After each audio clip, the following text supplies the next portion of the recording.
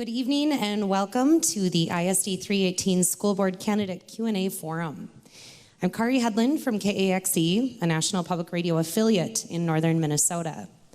ICTV is here recording the forum, which will be available after tonight at the forum's Facebook page and on ICTV. Thanks to the local teachers union, Education Minnesota, Grand Rapids, Big Fork, local number 1314 for producing this forum and allowing me to be a part of it. And also want to thank ICTV for recording and making it available to our community beyond here tonight, and also to the Reif Center for hosting the event. Tonight is a conversation with 7 of the candidates for ISD 318 School Board. The questions that will be asked were decided upon by a committee of teachers and support professionals. We have a few representatives from these units here tonight. We plan on asking 6 questions to help give you an idea of the candidates running for the school board. In order to get through all of the questions in a timely manner, there will be some rules for the evening that the candidates have all agreed to. Candidates will be given 1 minute for introductions. 6 questions will be asked by a panel of teachers, educational support professionals, and a student. We will be rotating the order of the candidates for each question, and candidates will be given 2 minutes to answer each question. When time is up, a bell will ring and the candidate will be done. There will be no talking over one another, interrupting, cutting off, etc. And if a candidate does not follow the rules, they will be escorted out. Just a reminder that the school board is a nonpartisan and non-political position that establishes the visions and goals for the schools in our district. We will begin with the allotted 1 minute for each of you to introduce yourselves to our audience and to the viewers. Mark, we'll start with you. Good evening. My name is Mark Schroeder. I am a retired high school principal. Good evening. My name is Mark Schroeder. I retired as a high school principal 2 years ago. I needed to stay involved in education. I've been in public education for 33 years as a teacher, an assistant principal, a principal, and now as a school board member. I feel like I have a lot of good qualifications that make me a good person to make decisions for our community's youth. Among them, after graduation from Grand Rapids High School, I attended West Point, the military academy. I served positions in the military as pilot, platoon leader, executive officer, and company commander. I've had a lot of experience balancing budgets in both Big Fork and Grand Rapids. I feel like I have a pretty extensive understanding of the curriculum and the academic systems that our students work in, and I think that qualifies me to help make some good positive decisions for our community's youth. You can take it out too if it's easier. Hello, my name is Vienna Price. I'm an operations coordinator here at a mental health clinic in our area. This is my first time running for school board. It's been pretty exciting so far. I do hope to offer a more youthful and logical viewpoint to the school board here. I am open to any conversation or outreach on my Facebook. I'm willing to answer any questions that you have afterwards as well.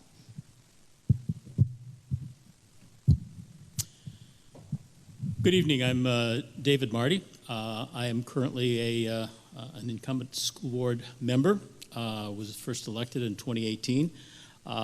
This is a familiar venue to me. I was director of the Reif Center for 20 plus years. And I've been very active in the community as a volunteer with Meals on Wheels, with Groceries to Go, giving rides to seniors for medical appointments. My wife Sharon retired with 30 plus years of experience as a kindergarten teacher from ISD 318, and she is a great source of information for me. Thank you. Good evening. My name is Simon Jackson. I'm a 41-year-old resident of District 318, graduated in 1999 from this very district. I currently have 3 children in the district and am a father of 5. I've been born and raised in this part of the world and lived here my entire life. I'm currently a financial advisor for Thrivent Financial, and I think that I bring a unique perspective, both with having children in the district, also being a part of the district as a student, and a unique perspective on how to guide things forward and to be a resource for the community. Thank you. Good evening. My name is Melissa Barr, and I have had the pleasure of living in Grand Rapids for the last 23 years. And I guess I can call that home, although I'm not sure that anybody is in the graveyard. Usually that's the key, right, when you're in northern Minnesota. I love rural. I grew up in rural. I have a passion for rural. And this is a fabulous community to raise your kids. And we should be really proud of that. I have a background in law enforcement. I have a doctorate in educational psychology, and I have worked with curriculum, evaluation, assessment, budget management, strategic planning, and the list goes on. And you can read that in my bio. I am open to hearing all perspectives in a conversation, and so I welcome any questions or discussions that folks would love to have. And I have had the privilege of being part of the board for the past 5 years. And so through a lot of difficult times with a lot of tough decisions, I have had to sit at the helm as the board chair. And that's not an easy thing to do, but it's the right thing to do. So thank you. Hello, I'm Gabriel Hager. I grew up in Deer River. I've lived in Grand Rapids for the past 15 years. I have 5 children, 3 of which have already gone through this district and 2 left. I feel like I'm going to come through here and give a conservative point of view and perspective, and that's all I have.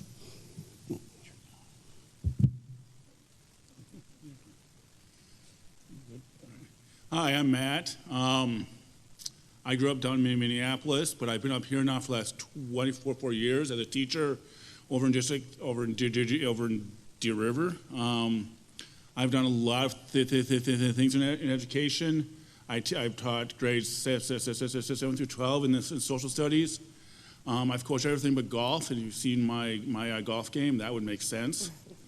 And I think that education should be I should say that K-12 public education should be the cornerstone of every community. And I think we need to take time to get back to having conversations with each other and having these discussions where we're actually not talking over each other, but we're actually continuing to listen. So if elected, I'm looking forward to hearing input from all sides. At this time, I'd like to have Betsy come forward to begin our questions for the candidates.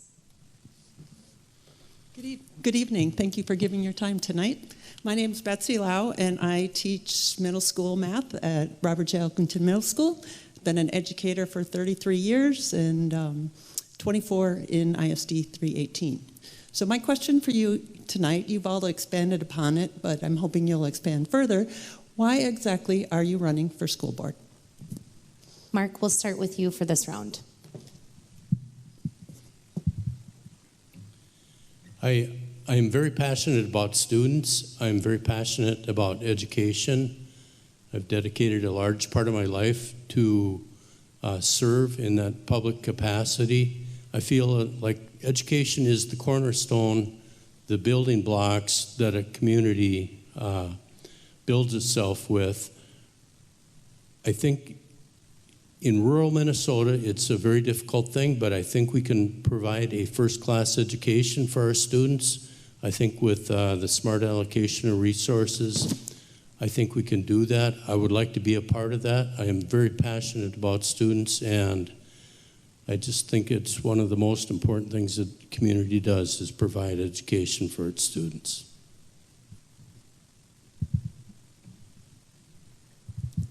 I decided to run for school board because I think it's time for me to take action in our community and ensure that our district is a place that all families feel comfortable sending their children to. I want to help make sure it is a place that our tax dollars are well spent, that our students are excelling in their learning, and that schools are not making decisions for your children that are up to the parents to make. I think that our community is directly affected by the children that are graduating. Well-graduated or well-rounded graduated students make for a well-rounded community.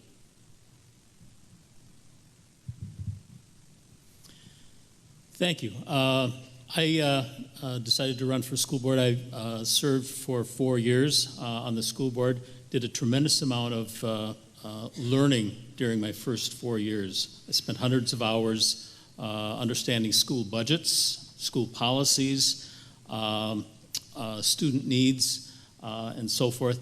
And I want to apply that information to make our school the most successful school possible. Understanding school budgets is a real challenge.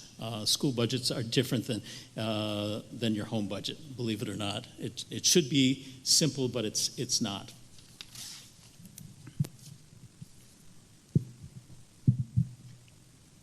I ask that question every day. And I come back to the very core as to why I chose to do this. I can sum it up in a pretty succinct point. Number one, I'm a parent. I have literal skin in the game.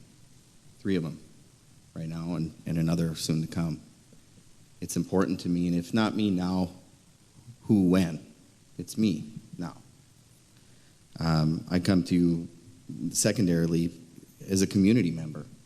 This community, growing up here and living here, it matters a lot to me, and I want to give back. I've been called to be a level-headed voice of reason in turbulent times. And with that, I thank you. Thank you. I'm going to echo quite a bit of what Simon just said, actually.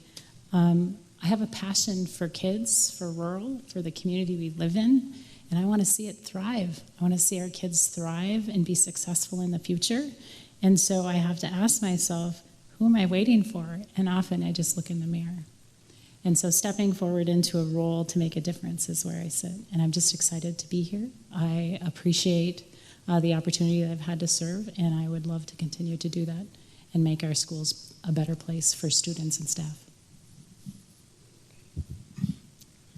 I've decided to run for school board because in the past 2 years, I've noticed a huge shift in ideas and political agendas being pushed on our children.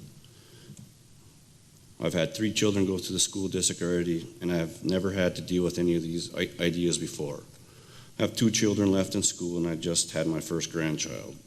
At this point, with all the craziness going on in this country, and if I had an elementary age child, I would not even give it a second thought to homeschool my child. There's a lot of trust lost with a certain group of people in this community. I decided to run for the 318 school board because the last few years I've recognized and alluding to what Gabe was talking about, the fact that public education is under the spotlight for many reasons, and I think that it needs to be protected because K-12 education, for the most part, has been very successful the last 100 years. Does it need to change? Absolutely. Does it need to adapt to the times? Absolutely. But I also am a firm believer that the stronger a school district is, and to allude to Mark, providing a first-class education, the stronger and more that the local community will be. So I'm running because public education needs to be protected, and because I believe Grand Rapids is a great place to live. I've been here longer than I've been anywhere else, so I don't quite know yet if I'm one of us, but I'm hoping to be soon.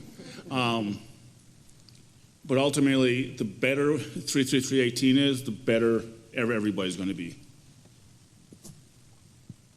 Thank you. Carrie, please come forward for your next question. Hello, my name is Carrie Thorvig. I am a parent of a recent graduate and a high schooler in Grand Rapids. I'm also a community member, and I am an elementary teacher.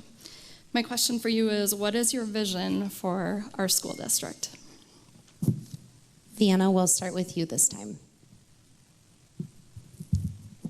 I envision a district where our students are feeling accomplished in their learning and where more and more are reflecting proficient or advanced test scores, where we are receiving the funding necessary to hire more teachers to lower our class sizes, and where special education is fully funded and all classrooms have the resources necessary to provide exceptional education. Well, I can't disagree with any of that. But vision for the school district, it's all about the kids. How can our children be more successful? How can we be the preeminent school district in the state of Minnesota, the school district that everybody looks to? We have an incredible staff at this school. We've got incredible leadership, and it's time for us to fully realize our potential in that regard. Visionary statements are always difficult because it's a grand thought and idea. And I think simple is powerful. I think number one, we need to remain student focused with a bullet. I think that is the key to the future, that's the key to the present, that's the key to the past. That is the number one thing that I'm here for, is to remain student focused. As far as a vision, it's a grand thing. It's way off into the future, but it's also right now. And I would sum it up simply by 3 words: safe, strong, and sustainable. Those 3 things are critical for us to be able to continue teaching our children at a high level and to move everything forward in a positive direction. And we need to do that by being held accountable, both academically and financially.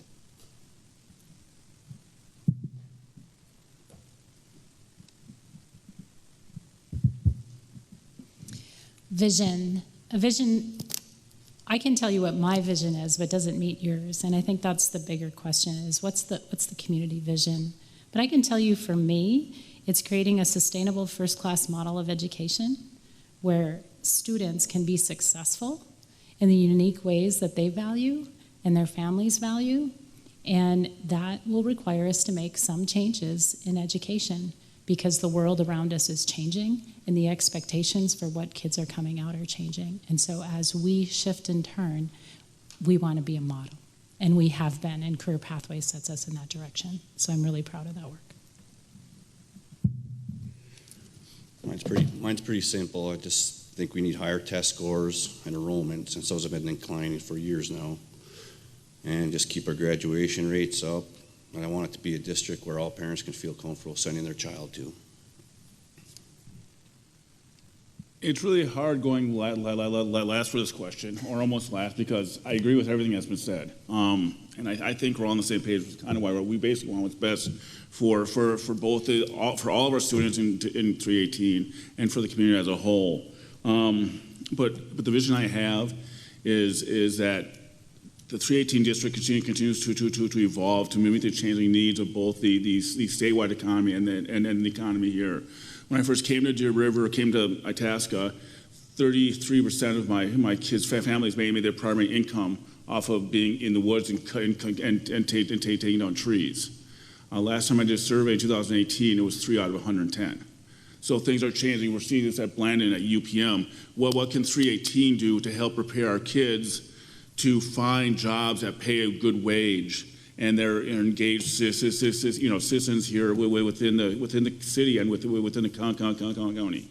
And I think there are lots of things that a school district can do, and I think that looking at how we spend our money and what we spend our money on will have a huge impact on that. But I think, the vision I have is that the Grand Rapids district is able to adapt and adjust to meet the needs of the changing times, both economically and socially, because as you guys know, and to quote Bob Dylan from Hibbing, times they are changing.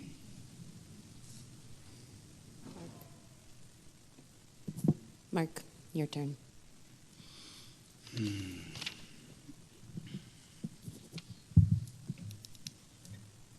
My vision for the Grand Rapids Big Four communities is that we will continue to provide a first-class education to all of our students.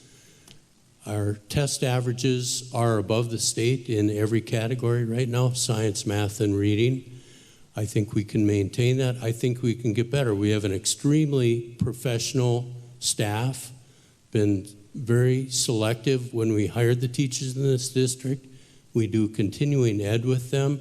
I think you won't find a more professional staff within any district than 318. The second thing we need to do is make sure that our students are safe.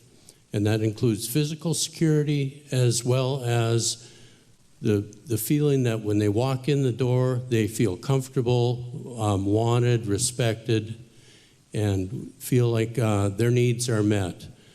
And I think probably the third thing we need to do is we need to make sure that every student, when they leave our schools, is prepared for something post-secondary. It might be tech school, it might be the military, it might be the workforce, it may be post-secondary education in some sort of a college format. But we have that obligation to make sure that every student that leaves us is prepared to move into the future and to support our community. Thank you all. Ada, want to join us? And David, we'll start with you after Ada's done with her question. Hello, I'm Ada Jackson. I'm a senior at Grand Rapids High School, and my question is, we are facing a large budget deficit. What's your proposal or action plan to resolve this budget shortfall? Thank you. The money question. It's in the state of Minnesota, schools are funded partially from federal funding, mostly through state funding, and a bit through local funding. Our resources, we operate on a $58 million budget at ISD 318, and we are running on empty. The gas tank is empty. If we don't balance our budget, we're going to wind up in statutory operating debt. What can we do about it? Certainly the feds have promised us funding that has not been coming forth, especially for special education. They've promised us that they would fund 40% of our special education. They've never been over 20% in funding special education. The biggest chunk comes from the state of Minnesota. In 2003, Minnesota changed its funding formula to eliminate a cost of living adjustment, which meant that we've left the local schools holding the bag. If we had consistent funding with cost of living increases, we'd have an additional $4.5 million this year in 2022 funds, which would have solved our budget problems. Most schools in the state of Minnesota, 70%, have taken the option to have a local operating referendum. It's not a fun option, but it's the one that we have on the table that we really need to consider seriously. That means that we locally have to make up the deficit that's come from the state.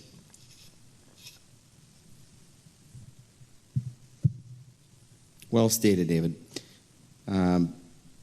Nobody wants to talk about this up here, I don't think. But the fact remains, difficult decisions have to be made. And first of all, I want to commend the school and staff that are here, that I recognize that each and every one of you have a family, and that it's important that we continue to keep sustainability in the back of our minds, and that we appreciate all the efforts that the teachers and the staff and the faculty bring forth. That said, I think everything needs to be on the table, because it's a two-point statement. Either we need to reduce expenses, or we need to increase revenue. Now, I don't know about anybody else at this table, the word cuts scares everybody, and it should. I don't want to claim that I have a very specific way to make the state cough the money up, or the feds to cough the money up that they owe us. And an operating referendum, at least in our community at this point, I don't think there's much of an appetite for. With that said, I think compromise is the answer. Everything's got to be on the table.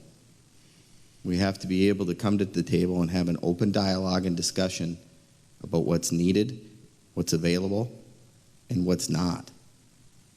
And so I think when it comes back to what I would do to resolve this budget shortfall, it's a very deep, open-ended question that I think we just need to have as many smart minds come to the table and have open discussion to come up with the best solution possible.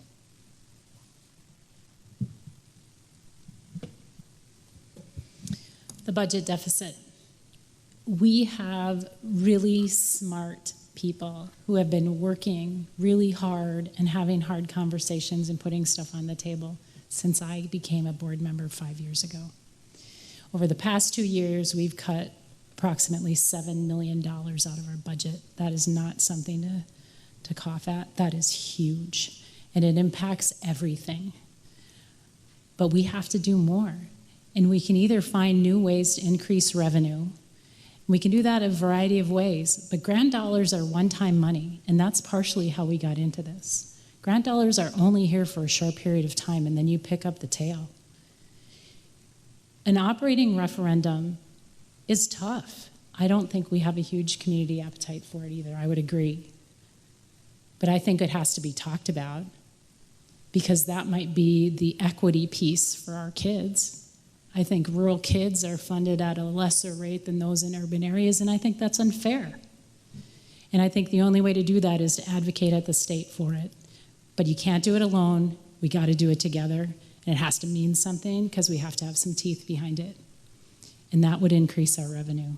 The other pieces we have to cut, and we have to do that in ways that make sense, and that means talking to the people who are doing the work on the ground, because those are the folks who are going to be able to inform us on what we can cut that's not going to hurt kids and families, and we might have to make some tough decisions.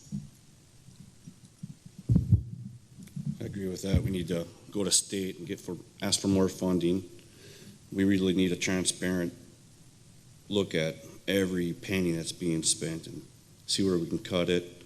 My plan would be to cut where budgets are not being used for education. Sacrifices are going to have to be made, and it's not going to be the teachers. That's how I feel. Great answer across the board. And I appreciate the fact that this is a question that came up here. I think people oftentimes are afraid to talk about the cash issues that school districts face. I agree 100% with those that said that we need to go to the state and get them to kick in what they have promised to kick in. But in the meantime, we're going to have to make some cuts. We're going to have to make some very hard decisions. But one of my foundational questions as a school board member and as a teacher is, what is good for kids? Is this good for kids? And when it comes to making budget cuts, what will have the least impact on kids? And Grand Rapids does have higher class sizes for the most part, not 100%, but across the board than quite a few of the IS districts. So that is the one area I would not be willing to address. Everything else, though, I think should be up for debate and for discussion.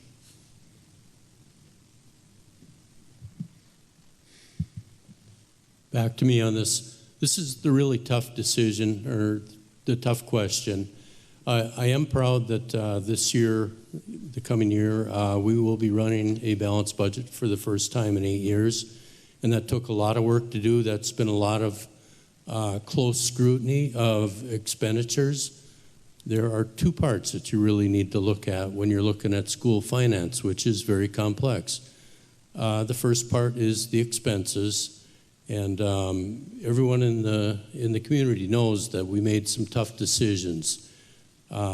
Probably what some people are forgetting is that we have made some other steps to reduce the expenses. For example, we are decreasing the footprint of our buildings in Grand Rapids in particular. Murphy's been sold. That reduces a lot of expense for us because that's a high maintenance building. We are on track to sell the administration building shortly. That will drastically reduce maintenance costs for the district. On the revenue side, that's tough because you can't just go to the state and say, hey, we want more money, but it's not fair that in outstate Minnesota, we are funded at lower levels than the urban and suburban areas. Our kids deserve everything that the metro and suburban area kids get, and the funding from the state needs to be adjusted. And I think as school board members, I think we need to be talking face-to-face with state legislators and talking about budgets with them and the impact it's having on our community and our schools. Currently, the special ed cross subsidy costs our district about $2.4 million a year that comes out of the general fund. There's some other things. In 1994, educational funding was decoupled from the inflation index. Thank you. Thank you, Mark. I'm not going to pretend to know that, or pretend that I know a lot about the budget. It's something I don't have any prior experience in, and so I've had to overcompensate by doing a lot of research. So I'm going to throw numbers, but that doesn't mean I know everything about the budget. I do agree with what everybody at this panel has had to say. If given the opportunity, I'd like to advocate for full funding of special education by our state legislature, especially since they have a $9 billion surplus this year. Federal government promised to pay 40% of special education costs, but really only has paid approximately 15%. If Minnesota's legislature were to fund the rest to close the gap, it would be about $673 million, which they have the funds for. Otherwise, I agree with everybody else in what they have said. Thank you all. Amy, it's your turn, and Simon will start with you after she's done with this question. I'm Amy Newmeyer. I'm an ESP at the middle school, and my question is, will you actively support the passage of an operating referendum? If passed, how should the district spend that money, and what are your priorities? I had to be the first one to answer that question, didn't I? Short answer is no. Unfortunately, actively supporting an operating referendum without having all of the information, I can't say that at this time. I would have to have more information and be in a better position to say that I would actively support that. As a community member and a person who lives here, I understand the challenges that are faced from all the families within the district, not just the people who are a part of it, but everyone. And I think that that's something that needs to be addressed. Part of what would go into that would be the communication and messaging piece. I think that there needs to be a better job of messaging coming from the district on how to sell something like that. There has to be compromise, and it has to be clear and articulated in a way that the community and the public can see that we are all in this together. This isn't just an open handout. And I think that goes back to my piece of sustainability. We have to be open-minded into all different avenues of revenue generation so we can run on balanced budgets. I think in a perfect world, we would pass an operating referendum and we would allocate that to increasing the amount of teachers in special education, and the cuts that have been made, we would try to shore those items back up. But we don't live in a perfect world. And so with that said, short answer is no, not at this time.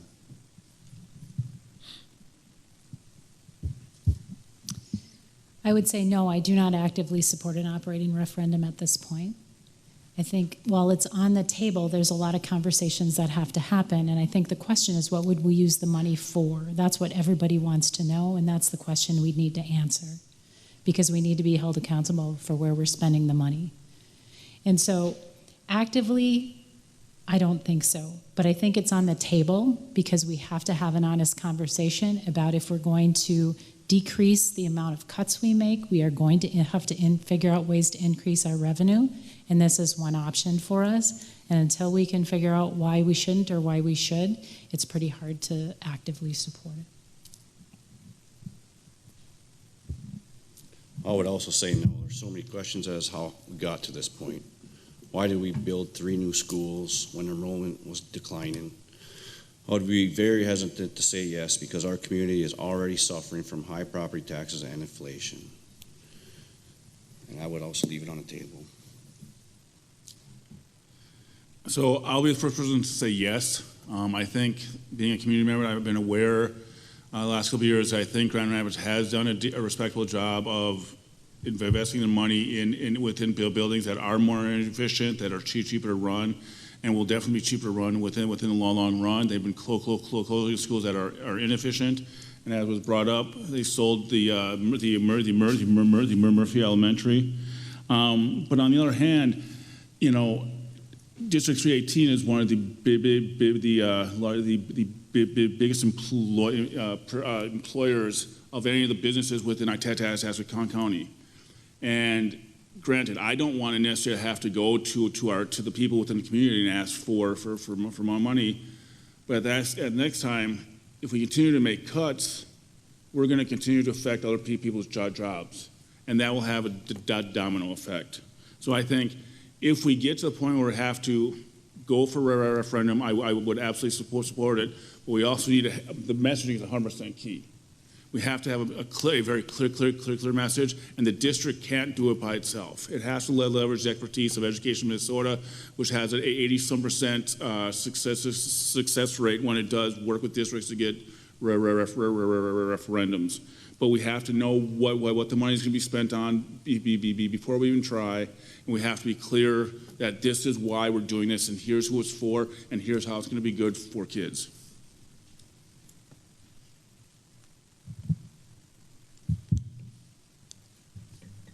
I do support putting an operating referendum out to the community. I feel we owe it to our kids.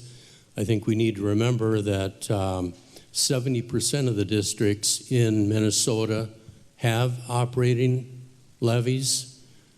Currently, our local tax for education is below the average for the state. So it's not like we'd be asking the community for something that other communities haven't given. I think it's important to recognize that school taxes actually are decreasing in the next couple of years because of the way the levies have been structured. Don't confuse funds that are spent on building buildings with funds that are used to operate salaries and schools. They're different categories. They can't cross over. So you can't blame one thing on another. Don't confuse the fact that school enrollments are declining because they're not. School enrollments increased this year. We need to at least put it out for a vote to the community and let them decide, is the level of education we want to give our students in this community worth an operating levy?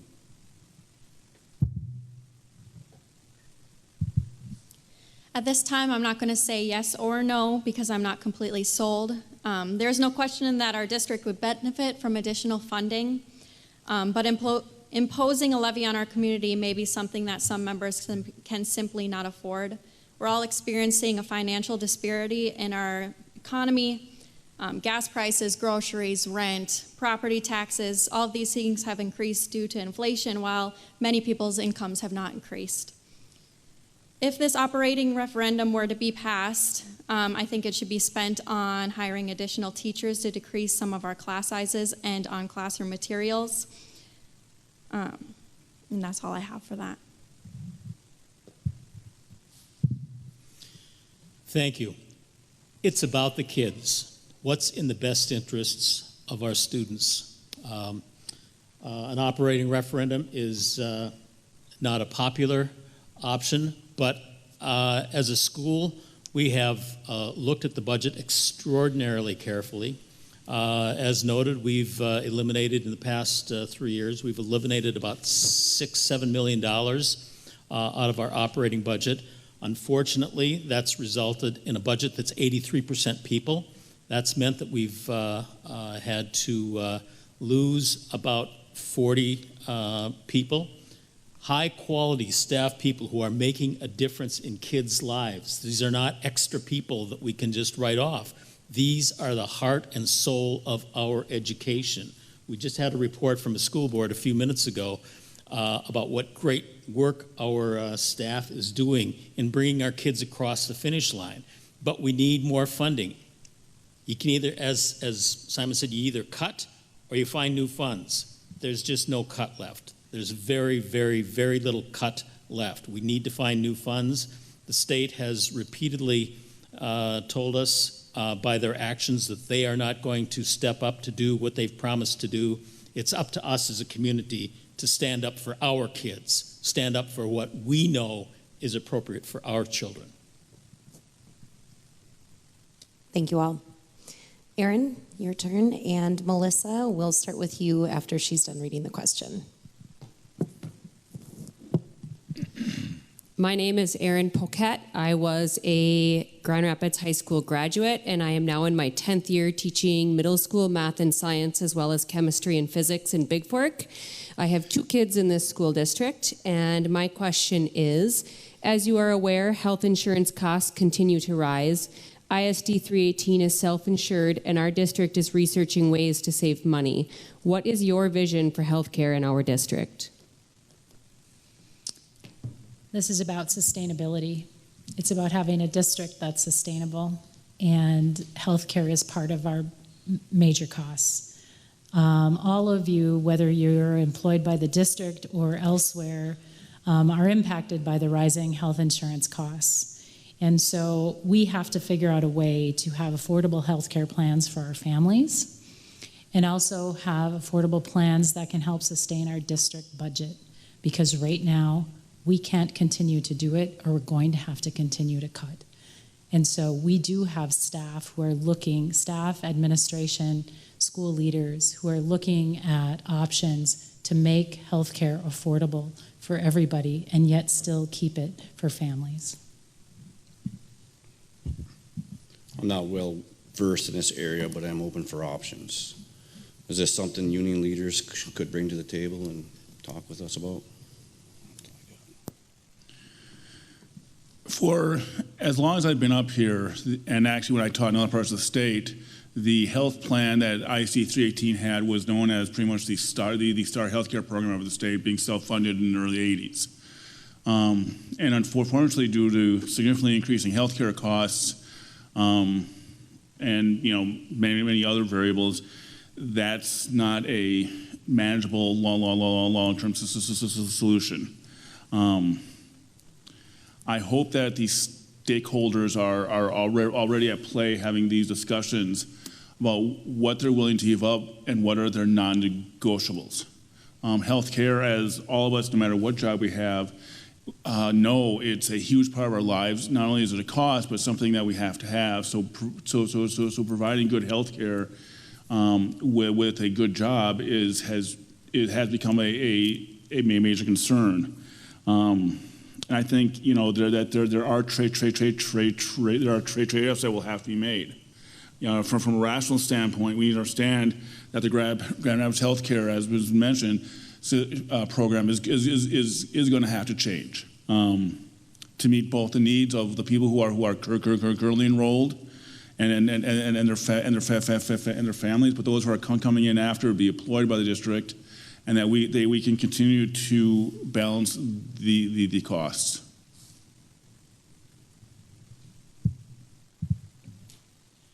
It's clear that health care costs are a difficult thing to balance a budget with, but the bottom line is we need a strong, robust health care plan to support our staff and families. That's the bottom line. This is a negotiated item that is part of the contracts of all the employees in 318. We do have people, we have the Fringe Benefit Committee working with administration and some healthcare consultants to look for ways that we can reduce those costs, and I think we can find those, and still maintain that strong, robust healthcare plan for our employees and their families. I believe everyone should have the right to access affordable health care. From my experience of billing, self-insured plans can tend to have high deductible rates. If given the chance, I would like to help in the effort to search for a plan that is affordable for the district, its employees, and that covers a variety of services that may be needed. Thank you. I'd echo what Mark said. We do not have a sustainable plan right now, but we need to have a strong health care. It's about the kids. Our students are successful because we have an exceptionally strong educational staff at 318.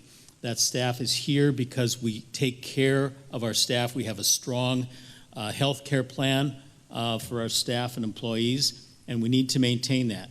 It's not sustainable. We are going to have to get together and come to agreement on how we can create a sustainable plan. And I think we can do that. There are conversations already in place to make this happen, but we're not there just yet. We need to work on it.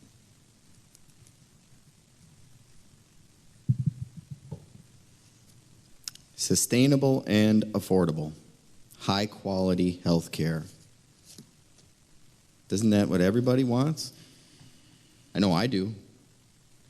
I don't think it's out of the question that any of us want to pay unaffordable health care costs. But in order to maintain the high quality and to sustain that into the future, what an opportunity this is. What an opportunity to create some messaging and communicate to the public how we're in this together and we want to move forward. What better way to show how we're all working forward, trying to make necessary cuts to work together? And perhaps this could whet an appetite for an operating referendum. It's messaging like that that needs to be done and stated in a way that's clear to the public, that it's not just about what we want, it's about the children and how do we maintain a sustainable school district and keep the high quality standard of care for our health care, or for our health plans. Thank you, and we're on to the last question. Congratulations, you made it this far. We are gathering here tonight in Grand Rapids on Indigenous Peoples Day, a holiday honoring the past, present, and future of Native peoples across the country, a day to reflect on our history and celebrate the culture and value that the Anishinaabe, the Dakota, and Indigenous nations add to our area.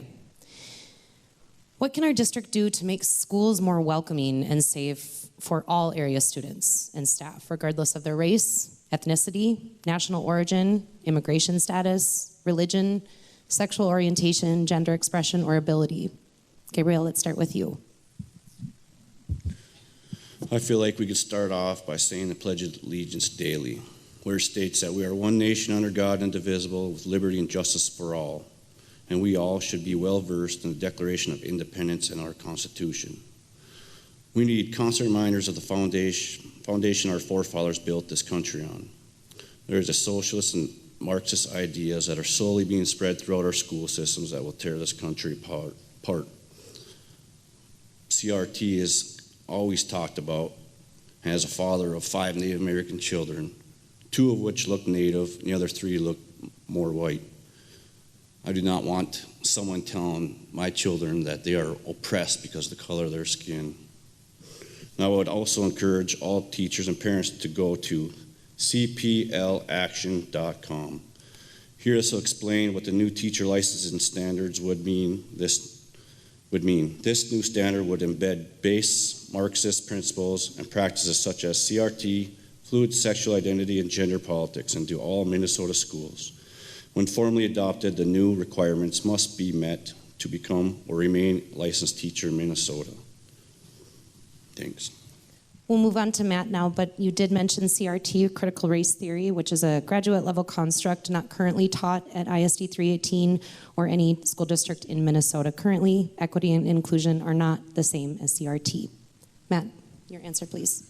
I want to jump on that real quick. I've had the fortune to be a part of the Social State Standards Committee that wrote the standards in 2011. I helped chair the ones in 2021. And I've been done a lot in my 3-year career in social studies. Up until it became front page news in May of 2020, I'd never heard of CRT.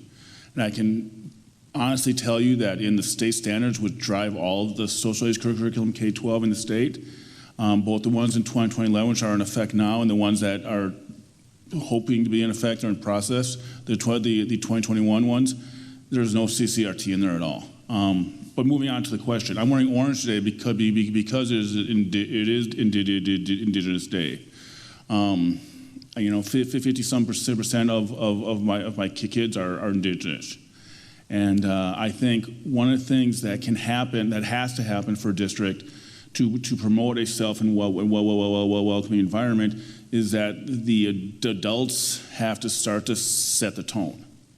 Because kids want to be safe, they want to be protected, they want to feel welcome, as do other adults.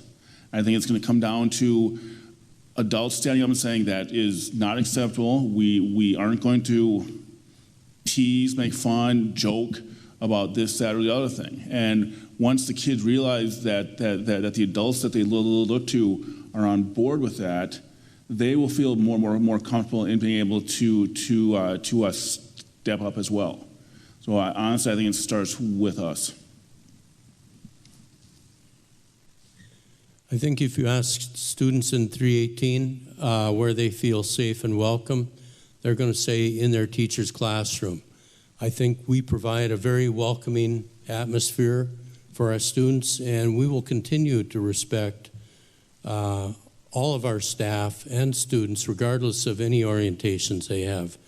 There are pretty clear state and federal guidelines that protect the rights of our students and staff with regards to their preferences and orientations, and we're going to continue to follow those. We're going to continue to provide a warm, healthy, safe environment for kids when they come into our classrooms in 318. I think that it should be expected for all school faculty members to be kind and treat students and staff of all backgrounds, cultures, beliefs, etc., with equal respect and integrity. I haven't heard any problems with that. Public school districts should be a safe space for any student to get an education and develop their own morals. I think the best thing this district can do is leave out any divisiveness in the classroom so that parents of all religions, origins, and such feel comfortable sending their child to school without fear. Thank you for those notes, and happy Indigenous Peoples Day today to all. I'm extremely proud of the work that is happening at ISD 318, supporting our American Indian Ed students and all students. I have the privilege of walking through schools over the past couple of weeks to note the environment in the school. What's on the walls? What are the reflections? The lessons of the Seven Fathers is in every school. It's in the middle school.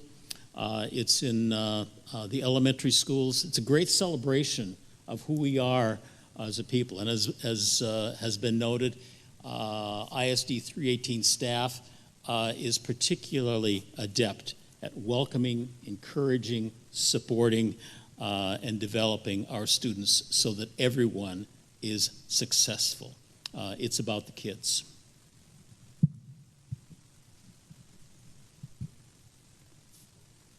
I think that it's important to note, as a father with 3 children in the district currently, safety and welcoming is extremely important to me on many levels. And I think in our society today, we lose sight on how words matter. Words matter to everybody. Whether we agree with that or disagree with that, it's a fact. And I think we need to work at, as a district, making sure we reduce and eliminate divisive language and messaging, whether it's within the district or not, or within the student body or not. We need to proactively encourage and develop parental and community involvement. So we're all in this together. It isn't up to just the teachers and the staff and the faculty to make my children feel welcome. That's up to me as well as a parent. And I think that it's important to have an open and clear dialogue for communication amongst all that entire spectrum, so we're able to have a safe and welcoming environment for all.